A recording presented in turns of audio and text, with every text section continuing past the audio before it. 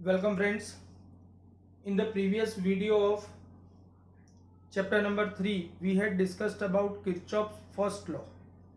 Friends यहाँ पर अगर हमको किरचॉफ सेकंड लॉ डिस्कस करना है, Kirchhoff first law is known as Kirchhoff's current law. आज हम डिस्कस करने वाले हैं Kirchhoff's voltage law.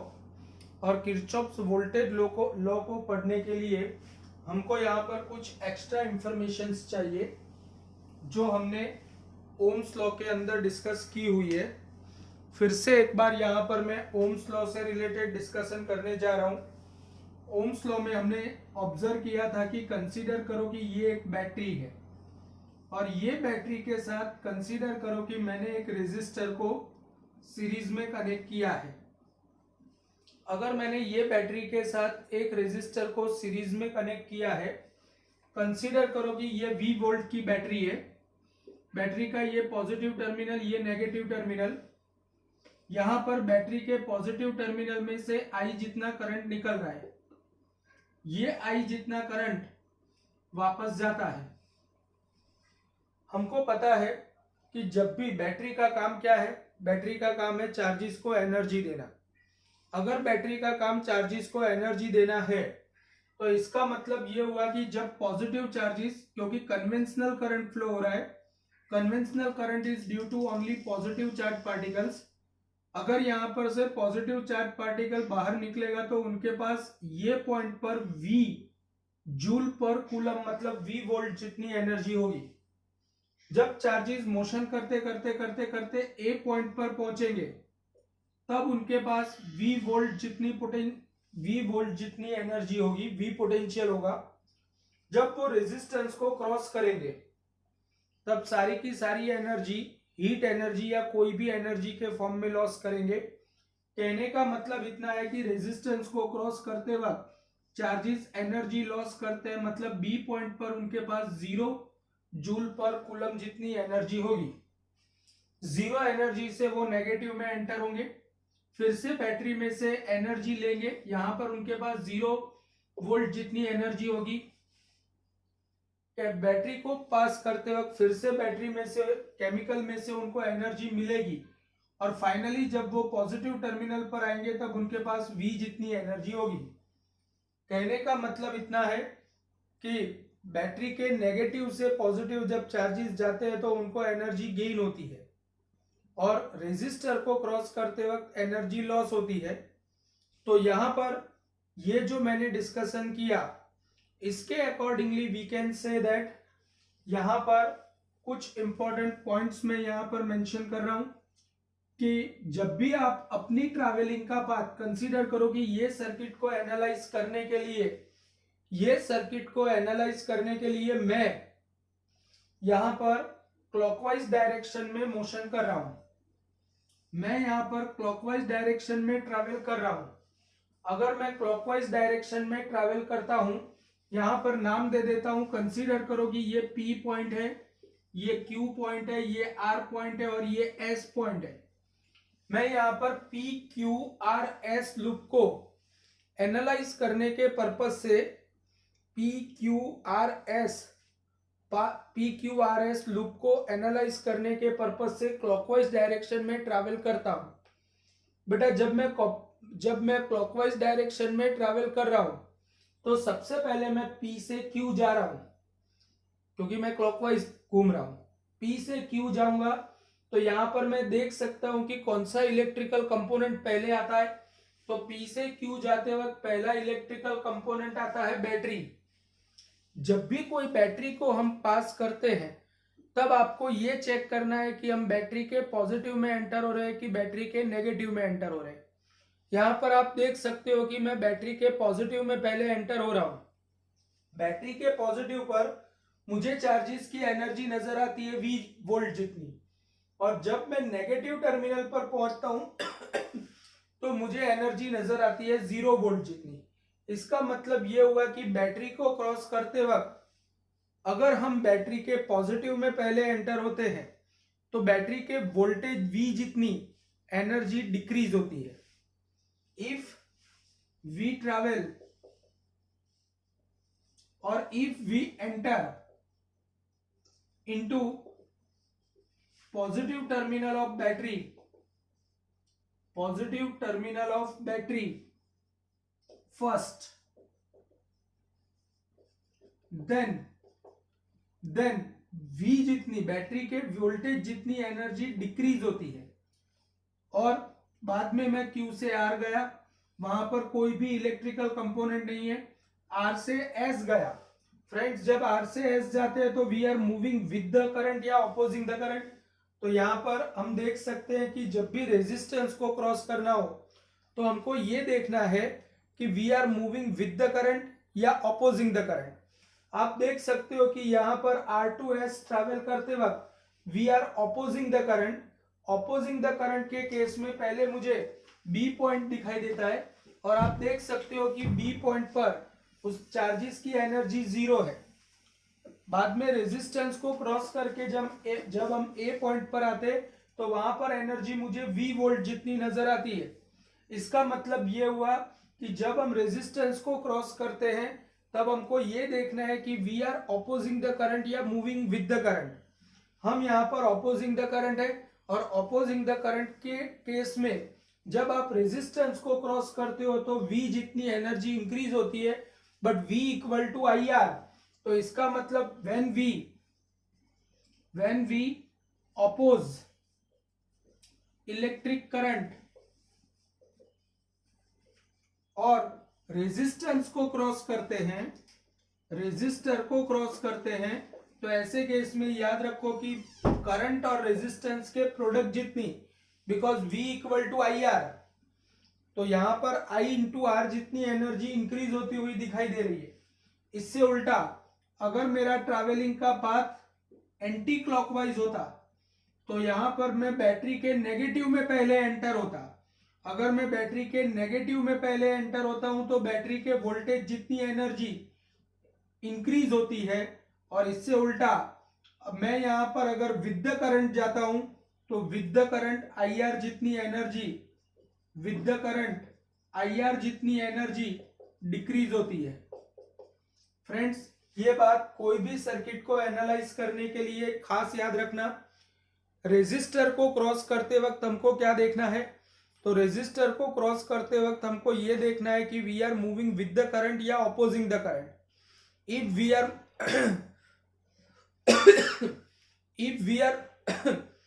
We are moving with the current, तो करंट और रेजिस्टेंस के प्रोडक्ट जितनी एनर्जी ऑलवेज डिक्रीज होती है, विद द करंट डिक्रीज, और अपोजिंग द करंट इंक्रीज।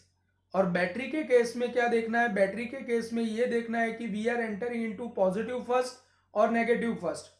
अगर हम पॉजिटिव में एंटर होते हैं तो बैटरी के वोल्टेज जितनी एनर्जी डिक्रीज होती है, और नेगेटिव में पहले एंटर होते हैं तो बैटरी के वोल्टेज जितनी एनर्जी इंक्रीज होती है।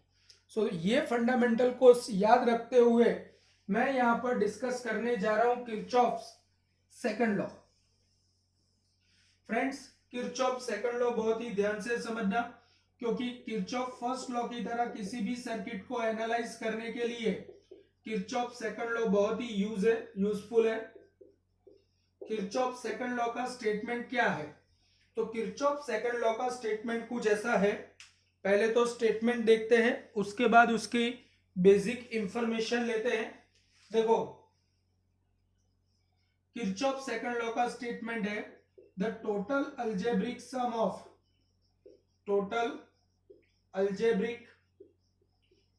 Of product of electric current and respective resistance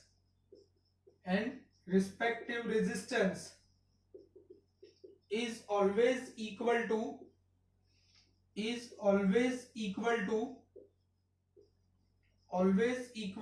sum of EMF applied over a loop। देखो बेटा, यहां पर कुछ समझ में नहीं आए तो ये स्टेटमेंट में इतना तो समझ में आता है कि we are discussing about loop, and loop मतलब any closed path circuit is considered as loop. Any closed path circuit is considered as loop. तो यहाँ पर फ्रेंड्स मैं लूप के बारे में डिस्कशन करने जा रहा हूँ। कंसीडर करो कि मेरे पास एक सर्किट का लूप है और ये लूप को मैं किरचॉफ सेकंड लॉ से एनालाइज करने जा रहा हूँ। ये लूप को मैं यहाँ पर डिस्कशन करने के लिए पहले ड्रॉ कर देता हूं।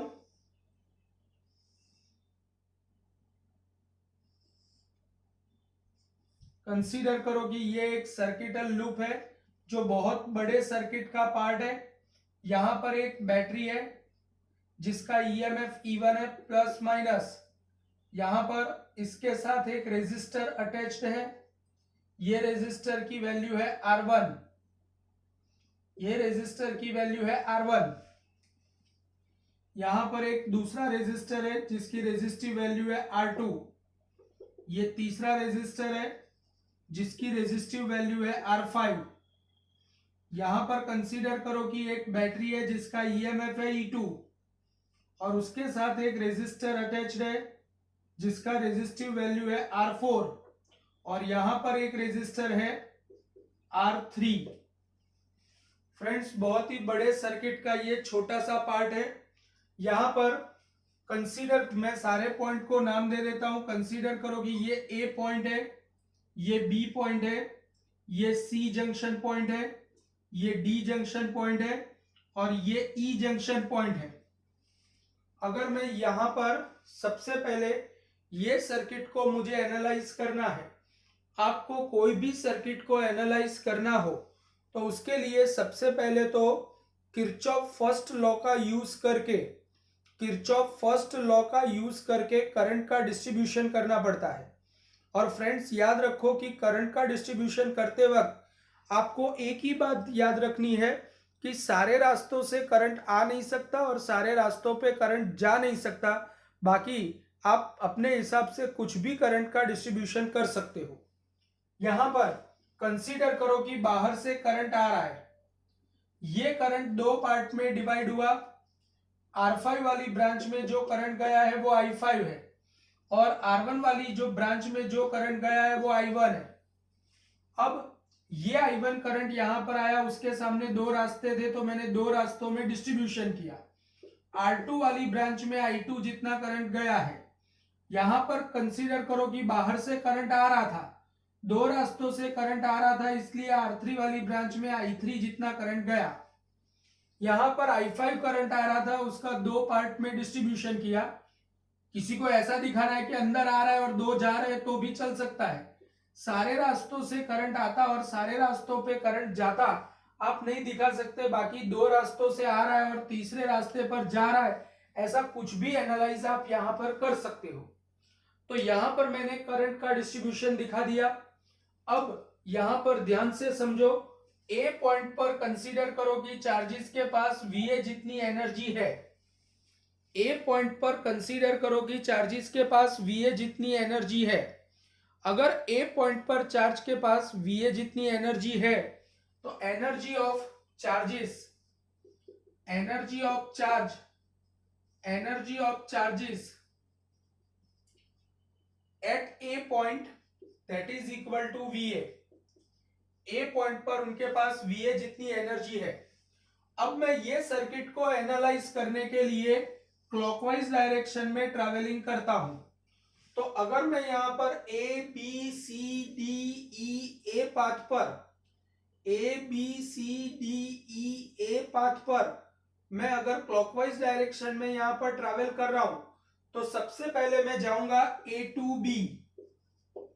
अगर मैं A to B जाऊंगा तो सबसे पहले E1 जितने EMF वाली बैटरी आ रही है, हम बैटरी के पॉजिटिव में एंटर हो रहे हैं। और अभी मैंने सिखाया कि जब भी हम बैटरी के ट्रैवल करते वक्त बैटरी के पॉजिटिव में एंटर होते हैं तो बैटरी के EMF जितनी एनर्जी, वोल्टेज जितनी एनर्जी ऑलवेज डिक्रीज होती है। तो during passage through E1, during passage through E1 यहां पर बैटरी का EMF E1 है और E1 जितनी एनर्जी यहां पर डिक्रीज होगी कि इंक्रीज होगी? ऑब्वियस है कि डिक्रीज होगी। चलो, उसके बाद A से B जा रहा हूं मैं। A से B जाते वक्त दूसरा कंपोनेंट कौन सा आया? तो बैटरी के बाद दूसरा कंपोनेंट आता है R1 रेजिस्टर। जब मैं R1 रेजिस्टर को क्रॉस करूंगा during passage through R1 resistor. तो R1 रेजिस्टर को क्रॉस करूंगा। जब भी रेजिस्टर को क्रॉस करते हैं तो हमको ये देखना होता है कि we are moving with the current या opposing the current. R1 resistor को क्रॉस करना है और हमको क्लॉकवाइज डायरेक्शन में अगर मोशन करनी है तो we are moving with the current. तो यहाँ पर I1 R1 जितनी एनर्जी डिक्रीज होगी। उसके बाद R2 रेजिस्टर B से C गया, तो B से C जाता हूं तो मैं R2 रेजिस्टर को क्रॉस करता हूं। During passage through R2 resistor I2 R2 current और रेजिस्टेंस के प्रोडक्ट जितनी एनर्जी डिक्रीज होती है। फिर मैं C2D जाता हूं। अगर मैं C2D गया तो ड्यूरिंग पासेज थ्रू C2D में R3 रेजिस्टर को क्रॉस करता हूं। मैं क्लॉकवाइज में ट्रैवल कर रहा हूं, इसलिए C2D जाते वक्त भी we are moving with the current. इसका मतलब I3 R3 जितनी एनर्जी डिक्रीज होगी। चलो उसके बाद D से E गया, D से E गया तो R4 रेजिस्टर को क्रॉस करते वक्त we are opposing the current, इसलिए I4 R4 जितनी एनर्जी इंक्रीज होगी। E2 बैटरी के नेगेटिव में पहले एंटर हो रहा हूं। E2 बैटरी के नेगेटिव में मैं पहले एंटर हो रहा हूं, तो E2 बैटरी के नेगेटिव में मैं एंटर हो रहा हूं। इसका मतलब बैटरी के EMF जितनी एनर्जी इंक्रीज होगी, क्योंकि बैटरी के नेगेटिव में जब हम पहले एंटर होते हैं तो बैटरी के EMF जितनी एनर्जी इंक्रीज होती है। और फाइनली मैं जब E से A वापस जाता हूं पूरे लूप के लिए, तो यहां पर R5 को क्रॉस करते वक्त बैटरी I5 और R5 रेजिस्टेंस के प्रोडक्ट जितनी एनर्जी इंक्रीज होगी। फ्रेंड्स यहां पर मेरी बात ध्यान से समझो। हम A से घूम फिर के फिर से A पॉइंट पर वापस आ रहे हैं और हमको पता है कि कोई भी सर्किट में कोई भी पाथ पर अगर आप वर्क करते हो तो ultimately work done in case of electric field does not dependent on path but it is only dependent on its initial and final position only। आपने A से स्टार्ट किया है और A पॉइंट पर अगर वापस आते हो तो A पॉइंट पर फिर से चार्जेस की एनर्जी तो VA की VA ही रहनी चाहिए। अगर इसको एक सिंपल लेमेन्स लैंग्वेज में समझना है तो मैं ऐसा एग्जांपल ले सकता हूं कि कंसीडर करो कि मैं घर से 10,000 रुपए के लिए 10,000 रुपए लेकर के पूरे इंडिया घूमने के लिए निकला हूं। 10,000 रुपए लेकर के मैं पूरा इंडिया घूमने निकला हूं। मैंने भरूच रेलवे स्टेशन पर जाकर के उसमें से 500 रुपए का टिकट कटाया और मैं जयपुर गया। जयपुर में मैंने कंसीडर करो कि जयपुर में मैंने होटल लिया और उसमें 3-4 हज़ार रुपए खर्च किए, लेकिन जयपुर के अंदर एक इंस्टीट्यूट में कहीं पर कोई टीचर नहीं आया था। तो टीचर नहीं आया था तो उन्होंने मेरा कांटेक्ट किया और वहाँ के इंस्टीट्यूट में जाके मैंने पढ़ाया, जिसकी वजह से मुझे 10,000 रुपये रेम्यूनरेशन मिला। इन शॉर्ट ऐसे करते करते करते करते मैं पूरा पूरा इंडिया का टूर करके घर पे वापस आता हूँ और मेरे पास 10,000 के 10,000 रुपये बाकी बचते हैं। सेम वे यहां पर भी मेरी बात समझो। चार्जेस A पॉइंट से VA जितनी एनर्जी लेके निकलते हैं, लेकिन कहीं पर एनर्जी लॉस करते हैं, कहीं पर एनर्जी गेन करते हैं। जहां पर लॉस करते हैं वहां पर माइनस होगा, जहां पर एनर्जी डिक्रीज हो रही है वहां पर सब माइनस होगा VA में से, और जहां पर एनर्जी गेन हो रही है वहां पर प्लस होगा। तो I4 R4 plus E2 plus I5 R5 equal to finally VA. This property is said to be single valuedness of potential, and according to single valuedness of potential VA चला गया, तो यहां पर बाकी क्या बचा? Minus I1 R1 plus minus I2 R2 plus minus I3 R3 plus I4 R4 plus I5 R5 is equal to, मैं E1 और E2 को सामने भेज देता हूं तो E1 प्लस माइनस E2। तो अल्टीमेटली आप देख सकते हो कि यहां पर मैंने किया क्या है, मैंने करंट और रिस्पेक्टिव रेजिस्टेंस का प्रोडक्ट लिया है। पहले करंट और रिस्पेक्टिव रेजिस्टेंस का प्रोडक्ट लिया, करंट और रिस्पेक्टिव रेजिस्टेंस का प्रोडक्ट लिया, करंट और रिस्पेक्टिव रेजिस्टेंस का प्रोडक्ट लिया, करंट और रिस्पेक्टिव रेजिस्टेंस का प्रोडक्ट लिया और फिर उनका अलजेब्रिक एडिशन किया है। अलजेब्रिक एडिशन मतलब साइन कन्वेंशन के साथ, साइन कन्वेंशन के साथ मैंने अलजेब्रिक एडिशन किया है। साइन कन्वेंशन क्या लिया है कि if we are moving with the current then current and resistance का product should be negative, and if we are opposing the current then current and resistance का product should be positive. Battery के case में algebraic sum लिया है, तो battery के algebraic addition में मैंने क्या ध्यान दिया है कि अगर हम पॉजिटिव में एंटर हो रहे हैं तो पॉजिटिव और नेगेटिव में एंटर हो रहे हैं तो नेगेटिव। ये जो फंडामेंटल साइन कन्वेंशन मैंने आपको बताया वो आप परमानेंटली याद रखना। अगर हम बैटरी के पॉजिटिव में एंटर होते हैं तो ईएमएफ शुड बी पॉजिटिव, और अगर बैटरी के नेगेटिव में एंटर होते हैं तो बैटरी का EMF should be negative. So this is the fundamental of Kirchhoff second law. इसी बात को अगर वर्ड में बोलना है तो ऐसे बोल सकते हो कि for any given loop, for any given loop algebraic sum of product of algebraic sum of product of current and respective resistance is always equal to algebraic sum of EMF applied over a loop। तो friends यहां पर Kirchhoff second law खत्म होता है।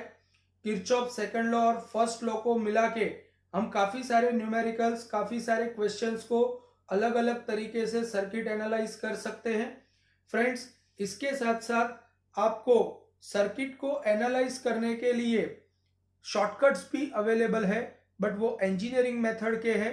अलग अलग type के shortcuts है जिसका एक छोटा सा वीडियो बना के मैं कोई एक्स्ट्रा टाइम में अपलोड करूंगा। पहले हम किरचॉफ फर्स्ट और सेकंड लॉ को मिला के सिंपल क्वेश्चंस को सॉल्व करना सीखेंगे जो हम नेक्स्ट वीडियो में देखेंगे। Thank you very much.